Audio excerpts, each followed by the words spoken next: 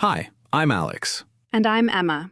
Welcome to Real Talk Society, where psychology meets career, communication, and the realities of modern professional life. Okay, I want to start with something that happened to a colleague of mine.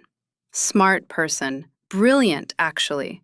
Years of experience, consistently delivers, never misses a deadline. And she just got passed over for a promotion. Again. Again. Again. And the person who got the role? Newer to the company, objectively less experienced, but somehow, more visible, more trusted. That's not unfair.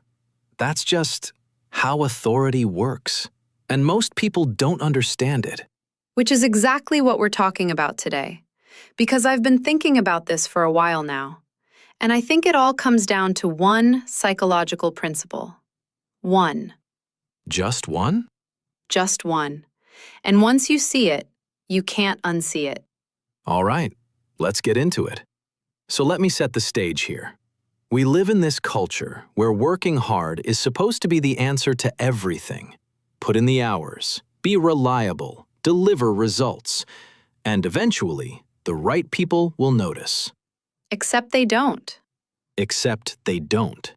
And it's not because your work isn't good. It's because authority, real professional authority, is not built through effort. It's built through perception. Say that again. Authority is not built through effort. It's built through perception. And that's uncomfortable to hear. Because most of us were raised with this idea that hard work speaks for itself. It doesn't. Work is silent. You have to give it a voice. Okay, so what is this one principle? Consistency of signal. Consistency of signal. That's it. That's the whole thing. The people who build authority, real, lasting authority in their careers, they send the same signal over and over again. Not louder, not more aggressively, just consistently. So it's not about self-promotion in the traditional sense. Not at all. It's about coherence. It's about being predictable in how you show up, what you stand for, and what people can expect from you. The brain loves patterns. If you keep showing up in the same way, thoughtful, decisive, reliable in your perspective, people start to associate you with something. And that association becomes trust. And trust is the foundation of authority. But here's where it gets interesting. Because most people, when they try to build authority, they actually do the opposite. They overthink every interaction. They second-guess their opinions in meetings. They wait until they're 100% sure before they speak. Fear of judgment. Massive fear of judgment. And I get it. I've been there. You're in a room with senior people, and you have a perspective, but you think, what if I'm wrong? What if they think I'm overstepping? And so you stay quiet, and the moment passes. And someone else says the thing you were thinking, and they get the credit, and you sit there feeling like you missed something. You did miss something, but it wasn't the idea. It was the signal. The signal. You had the thought, you just didn't send it. And authority isn't built in your head, it's built in the room. So let's talk about the psychology here. Because there's actually a concept in social psychology called the mere exposure effect. The more familiar something feels, the more we trust it. The more we perceive it as credible. And this applies to people. Absolutely. When someone consistently shows up with a clear perspective, even if it's sometimes wrong, we start to trust their judgment. Not because they're always right, but because they're always present.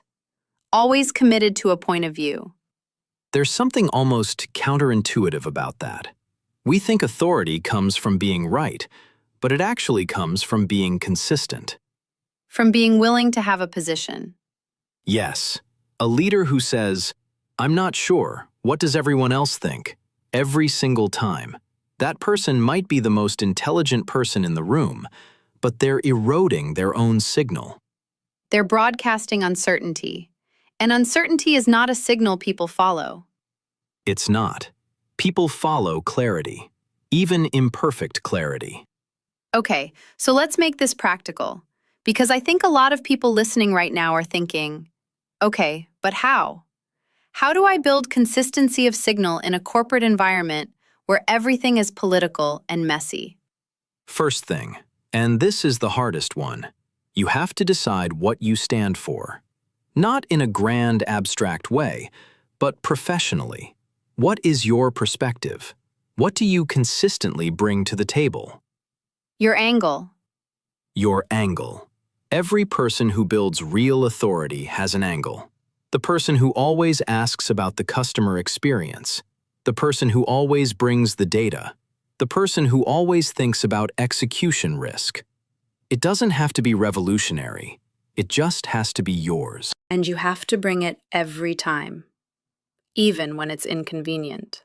Especially when it's inconvenient, because that's when people notice. When you're willing to say the uncomfortable thing that aligns with your angle, that's when trust gets built. And what about visibility? Because a lot of high performers resist visibility. It feels like showing off. Visibility is not showing off. Visibility is just making your signal audible. If you do great work and nobody knows about it, that work doesn't exist professionally. It exists technically, but not socially, and careers are social. That's a hard pill. It is, but it's real. You can't separate your work from your communication about your work. They're the same thing.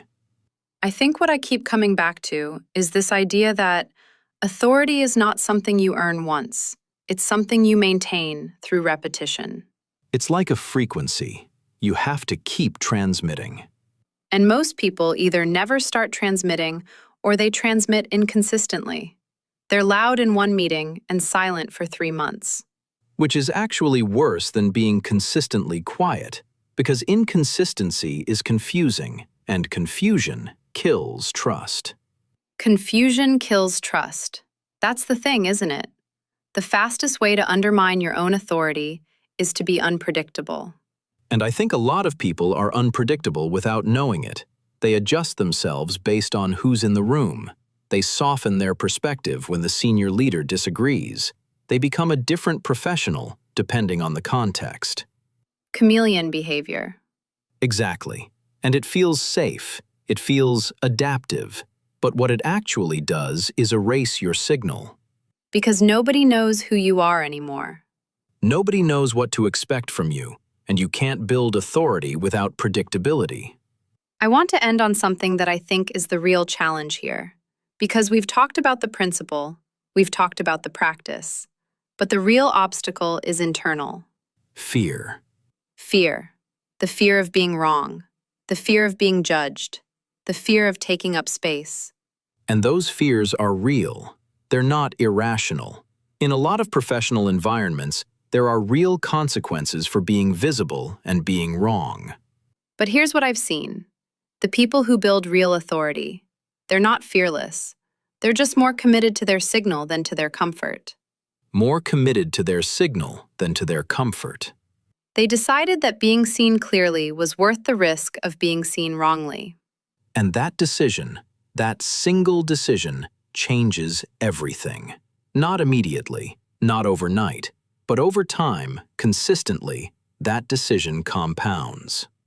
One principle: consistency of signal. That's how authority is built. Not through brilliance, not through politics.